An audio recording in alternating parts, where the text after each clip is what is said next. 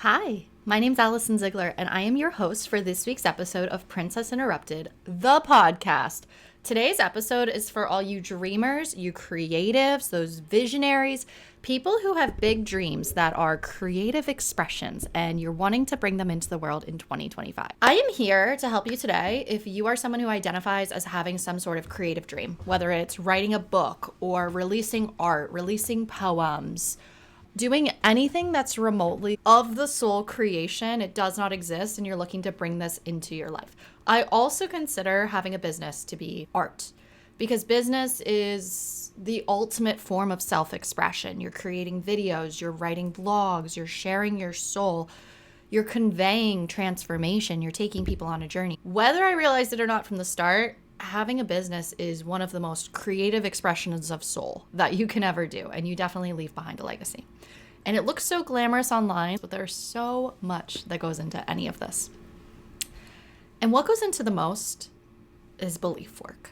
Belief work. So I talk a lot about limiting beliefs, and even today I was like, what does that even mean? Like, what's even a limiting belief? Why do people care? A limiting belief is just an idea in your head that you can't do something that's holding you back that's not actually true. It's a lie that you're telling yourself about your capabilities and your limitations. A lot of these are subconscious. We talk about the subconscious mind all the livelong day because it is important. So we are not going to stop that at any point. But your subconscious creates 95% of your active reality. So let's say that you have a creative dream. You have a dream of writing a book, but when you were growing up, someone told you that the publishing industry is dirty and gross and you don't want to get involved in it, and writers don't make money on their publications anyway, so it's not worth it. So if you're carrying around a belief that doesn't support your dream, it's going to be harder to motivate yourself to do things in pursuit of that dream, because it's going to seem fruitless. It's going to seem like, what's the point?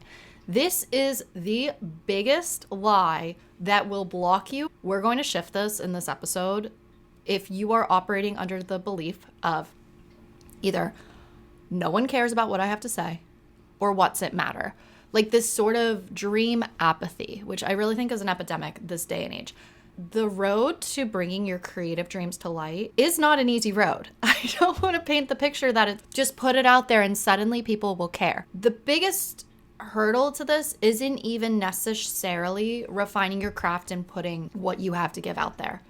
It's what happens next. It's advocating for your art. It's standing behind your art. It's actually being proud of what you're putting out there instead of hiding behind and being like, okay, I really can't believe that I just wrote that. I hope nobody sees it.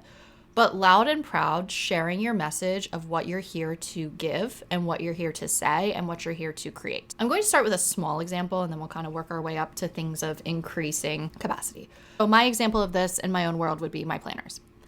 And for the first few seasons of releasing these, I had a little bit of insecurity around my art.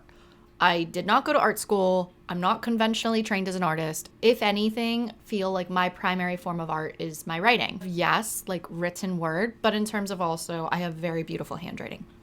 I've always had really beautiful handwriting. And I felt safe to express myself in art before I even started creating for the masses was in my planner. That was always a safe space of creative expression where I felt like I could play and dream. And as I went down the life coaching path, I started to play with this concept of, wow, the calendar is kind of a canvas. Like this is something that, yes, you can write down dates, you can write down appointments, you can put stickers, you can do all of these beautiful things, but you can also use the same element of creativity to create your life. And at the time of this podcast recording, it's the start of a new year, so this is all very timely and relevant. But that was where I got my start with creativity. I would always describe myself, I'm creative, not artistic. I was downplaying, and then I came across The Artist's Way by Julia Cameron, quite a cliche. But it really helps me through the journaling pages and reclaiming this part of myself that I had abandoned. Everybody's an artist. We really are. I mean, we are creators. That's what we're here to do, is create reality. Your life in and of itself is creative expression. So the sooner you lean into this, the sooner you get yourself off the hook for mistakes, because art isn't meant to be perfect. Art isn't meant to be a test or a quiz or something you have to pass or fail. It's meant to be an expression. It's like a dance with life. And once you start to adopt this philosophy, you start getting less fearful of things not working out and perceived failures. Because at the end of the day, in the pursuit of your dream, the only outcome is success. Unless you give up, and then you fail. As long as you don't give up, you will not fail. That is the truth that I've come to realize. When I started releasing these planners, this had been a dream of mine that I had wanted to do for like 5+ years. I was like, Allison Ziggy, planner stickers stationery, let's go. That was before I owned my genius of being a coach and helping people actually think big and create their lives. But that is a story for another day. I had the planner and I was like, this can change your life. I released the planner. I pre-purchased them and I was like, okay, I'm going to sell these planners. These are going to change life. Like, everyone knows what a big deal to me that it is that these planners exist and they're going to sell. And they did sell. Not the amount that I had purchased, and so I had a surplus, and that arbitrary number made me feel some type of way. When you put your art out into the world, it is going to unleash any remaining feelings of unworthiness that you have lingering under the surface. Again, this all happens on a subconscious level, and you don't necessarily realize these blocks until you take action on the pursuit of the life you are creating. This is why action is what changes your life, not information. You can learn all the information all you want, learn about these beliefs, learn about these blocks, learn about how to change them. But until you're actively experiencing them in real time, you're not going to be able to let them go. If you're going to your art, and let's say that you're selling your art, if you're going into it with the perspective of I want to get this done, like it's an action item on your to-do list, it's going to be way less inspired. It takes the fun out of it. And that's not the purpose of any of this. The purpose is the creation and then sharing it with the world. From personal experience, I found with the planners, when I still had this cycle of inadequacy, this cycle of self-doubt, this cycle of I need to get this done, and then I would spend all this time and energy getting it done, and then I would get disappointed in the sales figures. That dynamic wasn't working for me. And so I said, you know what, this ends now. I'm not going to release a winter planner. As much as it made my ego go like, you're a failure. Do you really want to start 2025 this way? Is this really where we're going with this? You did it last year. You did it the year before. Like, planners are so important to you. Blah, blah, blah, blah, blah. It doesn't freaking matter, okay? Because at the end of the day, I trusted my intuition, and I noticed the energy that I was going forth to create was not supporting what I wanted to create. And I was like, we need to change this dynamic. Planners will always be a part of Ziggy. They'll always be part of who I am. They're going to be a huge part of the brand. But I need to take a beat because this relationship is not working. The way that I'm selling them doesn't feel good. This just feels like I'm always behind at the start of every season. Not the vibe. I'm not going into 2025 with that energy. And I focused instead on creating my signature program, which Align Me successfully launched, and we are in the process of creating it. You can still join the live round for a discounted rate, and if you sign on as a private client, you also get access to this. It's the most amazing thing we've ever created. And by we, I mean me and the universe. But it was through recognizing that this relationship with my art was out of alignment that I was able to finally take a step back. Then the floodgates started to open in terms of creative expression because there was no longer this pressure on myself, and it was no longer like I was tying my self-worth to people understanding my art. And through that, I started to focus instead on art that was just for the sake of it. I have been so obsessed with paint by numbers lately. It's been really good for the soul. Just creating just for literally no reason. It's the process that feels so rejuvenating, not even about the pure output. And that's been really liberating in so many ways. I started to do this, and then this desire to work on the planners started to come back. Not out of force, not out of obligation. I even went to Target, and I was strolling along the aisles, and I was looking at the planners, and I was like, wow. The Ziggy planner is better than any of these. And I didn't release it. But I never would have gotten to that place unless I actually recognized the energy, responded to it, and decided to make it different. You better believe that the next time I release a planner, I will be shouting it from the rooftops because I know the value, because I was willing to get out of this unhealthy relationship dynamic with my art. The message here isn't to stop creating.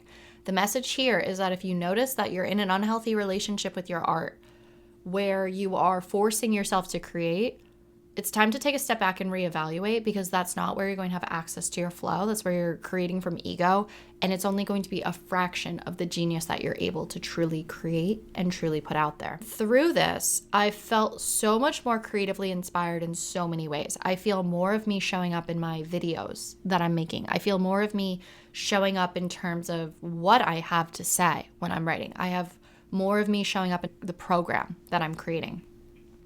In the process of making your creative dreams a reality, if there's something you've been wanting to do for a really long time, take time out of it, take the pressure off of it, create for you, and watch what comes. Because this has been such a healing season and a healing process for me. The next thing that I have to say about this is that you need to get out of your own way.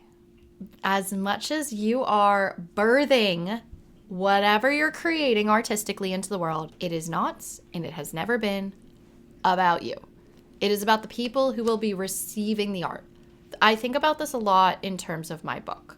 I think about this in terms of my book because it's a personal story about one of the most painful experiences of my life. It was my misdiagnosis journey. And I'm writing a lot about my past self. I'm writing a lot about my journey from Chicago, my misdiagnosis, things that happened along the path. And I've had to get out of my own way.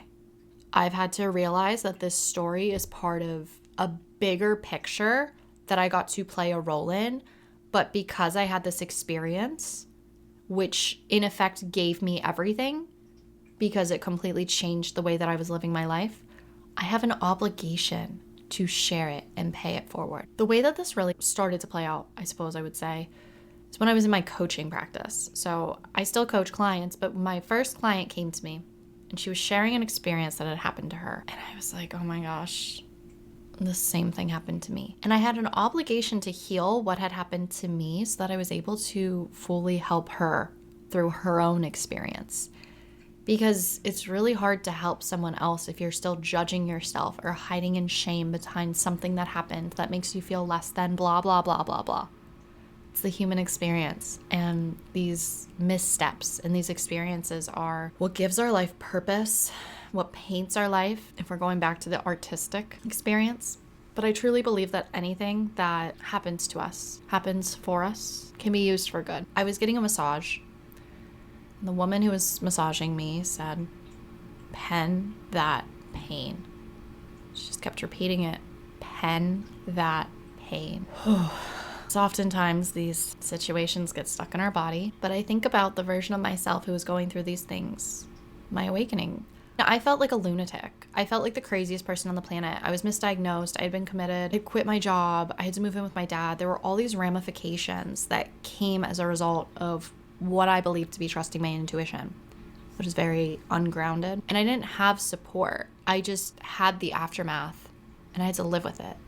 And I felt like a loser. As I started to create my brand, I started to fall back in love with the idea of creating through life. But I really needed someone like me to get through that dark time. And that's when I discovered Manifestation Babe in Catherine Zenkina. And that was a turning point in my life. It really changed everything for me because I started to see examples of what I wanted to create. It's not about where you're at, it's about where you're going. It's about what you make people feel. It's about being willing to get out of your own way with the message that you have to share and realize that this is part of a bigger picture. That even if you share something and it gets 4 likes, those are 4 people who were impacted by your words.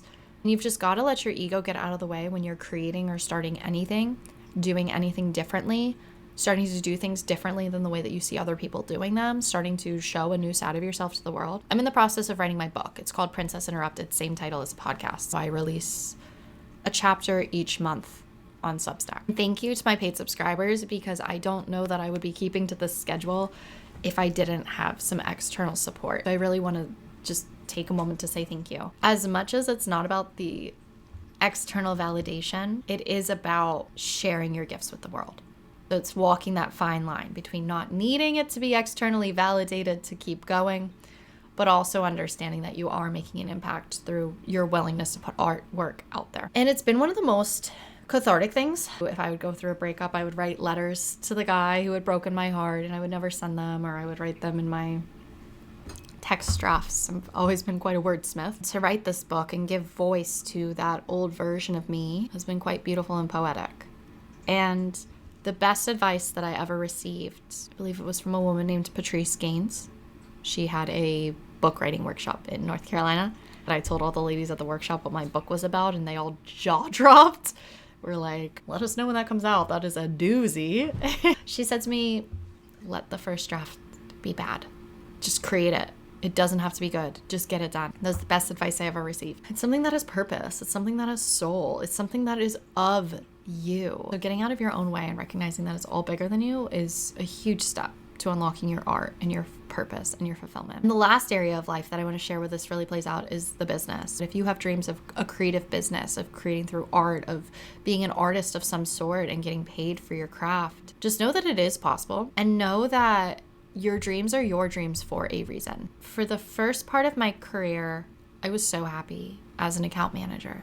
I was in sales and I was really good at it. And even still, in those meetings, I would journal in the back of my notebook all the ideas that I had for my brand. On the plane, I would write words that I would use in captions or things that I would want to use in my book. I would journal. I was always creating and just desperately wanted to be able to do this full time. And in 2023, that dream finally happened, not in the way that I wanted it to. I was let go. And I couldn't muster the energy to apply for jobs that I didn't want anymore, because this had been a vicious cycle for so long. But I was so afraid, and there were so many parts of me that didn't feel worthy and didn't feel good enough and doubted what I was even doing. I think it can be easy for women, especially in coaching or whatever we're doing, to either undercharge for our gifts or question our worth, question value. And I really spent 2024 addressing those parts of myself. It was a really expensive year. I spent a lot more than I made.